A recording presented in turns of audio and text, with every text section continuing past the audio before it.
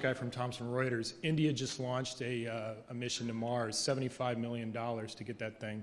Was it, as Astro Teller said, a miracle, or is there something fundamental about the Indian space industry that allowed them to do a mission like that for so cheap? And if so, is there something that we can pick up and learn from that?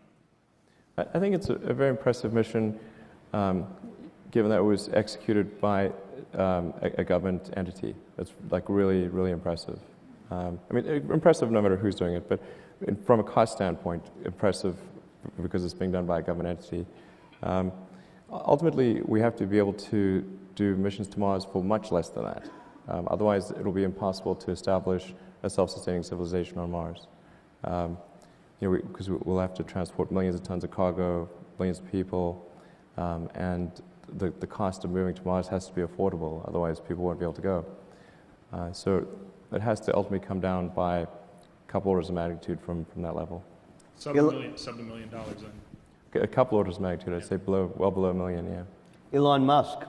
It tends to be different things with different parts of the family. With my wife, we like to go out to movies, go out to, if there's try a new restaurant. I love food. I love food too much. I love Indian food, by the way. I love it. It's great. Any particular dish you like from Indian food? Well, I like it's sort of a little cliche, but I like it all. I was in India actually last year because India hosted the International Astronautical Congress. Right. So I was in Hyderabad and then did the Golden Triangle and all that. I come from Hyderabad, by the way. Oh wow, okay, yeah.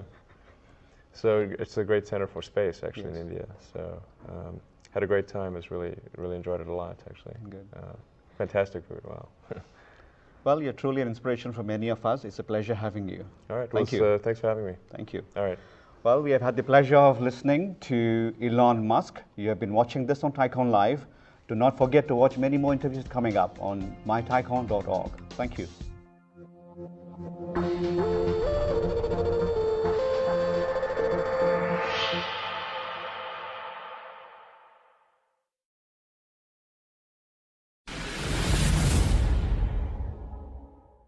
You know that Tata Motors, obviously I know Ratan Tata. Take for a moment what he's doing in India. Yeah. Developing a little sedan for $2,300, the Nano. Right. Where do you put that in the whole equation of where the future of cars are? Well, I think it's a good idea to have affordable cars. I think where the problem with something like the Nano, which I think, by the way, I would say a problem. I think it's a great idea, and Ratan is a gentleman and a scholar and exactly awesome guy right. all around. All of those I agree with. Yes, it's hard not to. Yeah, exactly. I think where it's going to become challenging in the future is as the price of gasoline rises. The cost of acquiring the car is much less of an issue than the cost of operating the car. Right. And I think oil is and going it's to inevitable be very, that it's already very, moving back up. And do you have some assumptions in your own calculations as to where oil will level off? I think it will exceed the numbers we've seen last year. 144. Oh yeah, sure. Absolutely. I think we'll see it sort of approach $200 and beyond. By 2010, 11, 12, somewhere in there? I'd say whenever the next boom is. So if let's say the next boom is 4 years from now, it'll be around that point.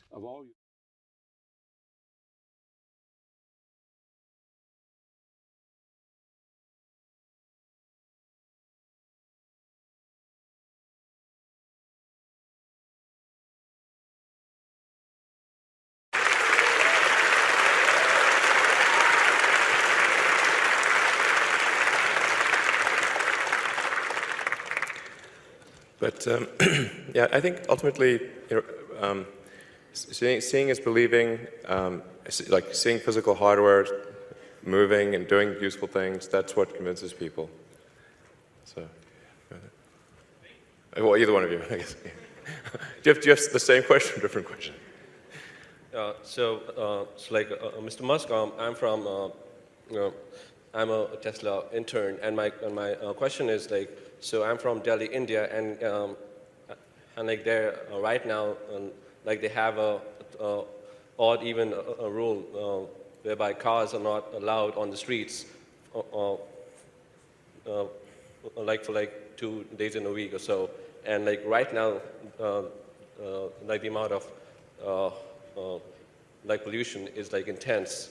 So right now, like can like like the actual Hyperloop idea be there like in countries like India where there's desperate need to kind of get rid of cars, like as in gasoline cars, not electric cars, because because I stand for Tesla. So like, do you think something like this can happen in countries like India? Absolutely. I think as soon as it's shown to work, and shown to work with safely and that the economics are good. I mean, it is important to bear in mind both the physics and the economics of a system like this. I think it would get deployed all around the world, and certainly in high-density cities like Delhi.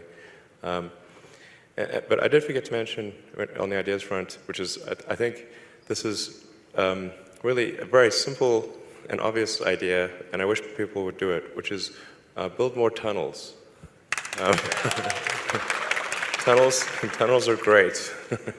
It's just a hole in the ground. It's not that hard. But if you have tunnels in cities, you would massively alleviate congestion.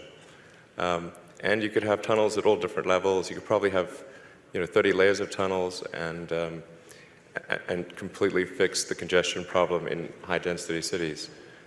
So I strongly recommend tunnels. Yeah.